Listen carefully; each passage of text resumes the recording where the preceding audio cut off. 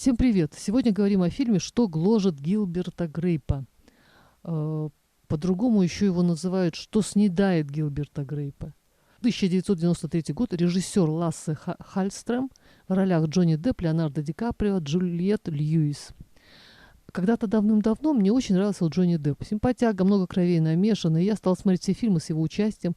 Но сейчас мне кажется, что никаких ярких ролей в его кинокарьере нет. Разве что Джек Воробей, но это франшиза для детей, и он там так сильно кривляется. Ну, может и кривляется, но без этого образа и фильма бы не было.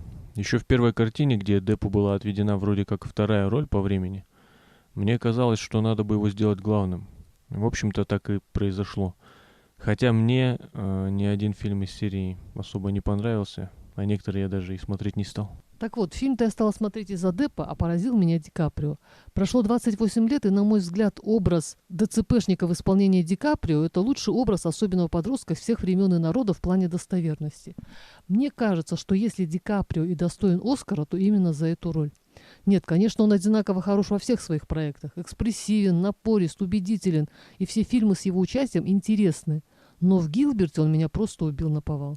Наверное, он много часов провел с особенными подростками, наблюдая их за их поведением. А может быть и немного, просто он талантлив. Любят все об этой роли говорить, даже Бурунов хвалил Ди Каприо за нее. Я не знаю, может тогда еще был маленьким, не понимал этого, но и сейчас я в этом ничего особенного не вижу. Нет, хорошо, конечно, но актер на то и актер, чтобы сымитировать кого-нибудь. И мне кажется, это именно имитирующий образ, а не эмоциональный. А в эмоциональном актер лучше может себя проявить. Вообще всегда сложно мне оценивать актеров. Если фальши нет, то хорошо.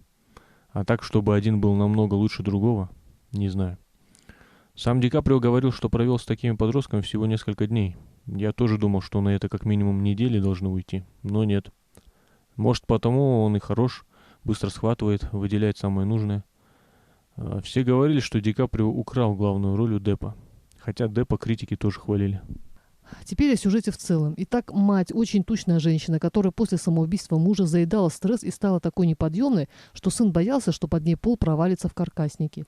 4 детей, 2 дочки и 2 сына. Гилберт был вторым по счету. Работал в супермаркете и был главой семьи. В общем, обычная американская семья в глубинке.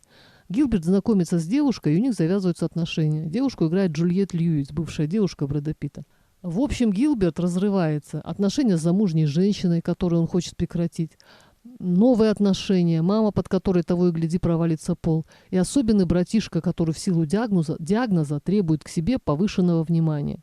Однажды он, проведя всю ночь с девушкой, вернулся под утро, то обнаружил своего больного брата, просидевшего всю ночь в остывшей ванне, которого он перед уходом начал купать. Потом мама умирает, и чтобы мама в последний раз не выглядела посмешищем в глазах жителей захолустного городишки, потому что пришлось бы заказывать кран, чтобы вытащить тело из дома, Гилберт принимает решение сжечь дом вместе с мамой, что они и делают.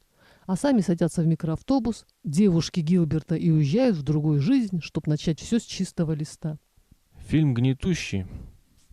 Я, честно говоря, больше проникся суровым сюжетом, чем игрой актеров. Посмотришь такое кино и не можешь забыть, что жизнь уродлива во всех ее проявлениях. Это, как любят говорить, руки и ноги есть, радуйся, у кого-то и этого нет. Так и здесь посмотри, у людей все может быть еще хуже. Только вот радостнее от этого не становится. Чем больше про такие фильмы говорим, тем больше мне кажется, что не надо их снимать. Может быть сильная драма, где тебя прям пробивает. Но когда есть некая монотонность, и все это очень-очень грустно, вот для чего я стал задумываться. Ну, автор хочет сделать, его идея такая посетила. Что ж, не блокбастер, но критики говорят, зрители тоже говорят, а это уже неплохо. Вот такая незамысловатая история, вроде ничего особенного, но перебирая в памяти фильмы, о которых хотелось бы рассказать, почему-то этот фильм мне вспомнился. Я вот думаю, были бы там другие актеры, вспомнился бы он. Пока говорили, пришел на ум «Черный шар» про аутиста. Тоже вроде бы ни о чем, актеров известных нет, но мне запомнился. Фильмы, где кому-то приходится возиться с каким-нибудь больным, они, наверное, всегда запоминаются. Хотя бы потому, что эта роль очень значительная в кинокарьере Ди Каприо. Ну, уже, наверное, фильм создали не зря. Ну, это я так, к слову. Ну, все, на этом все. На сегодня пока. Пока.